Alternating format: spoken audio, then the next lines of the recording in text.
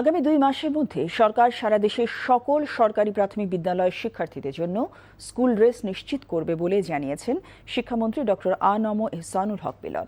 সকালে মিরপুরে national Bangla school মাঠে জাতীয় পর্যায়ে প্রাথমিক বিদ্যালয় গোল্ড কাপ ফুটবল টুর্নামেন্টের উদ্বোধনী অনুষ্ঠানে অংশ নিয়ে তিনি এই কথা বলেন।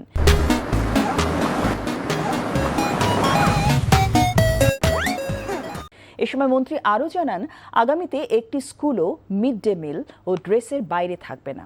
আগামীর বাংলাদেশ বিনির্মাণে প্রধানমন্ত্রী শিশুদের উপর বিশেষ গুরুত্ব দিয়েছেন বলেও জানান মন্ত্রী।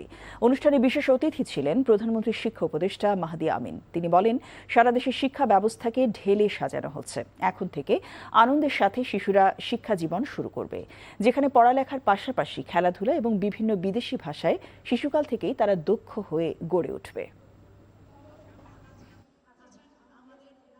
আমাদের মাননীয় প্রধানমন্ত্রী এমন একটি শিক্ষা ব্যবস্থা চান যেখানে আনন্দময় ব্যবস্থা তৈরি হবে।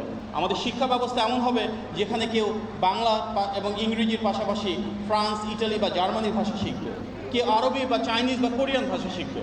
এই বাংলাদেশ থেকেই আমরা আমাদের বিশ্ব নাগরিক গড়ে তুলব। আপনারা আগামী 2 মাসের মধ্যেই দেখতে পাবেন আমরা সারা বাংলাদেশের শিশুদেরকে ড্রেসের ব্যবস্থা করছি।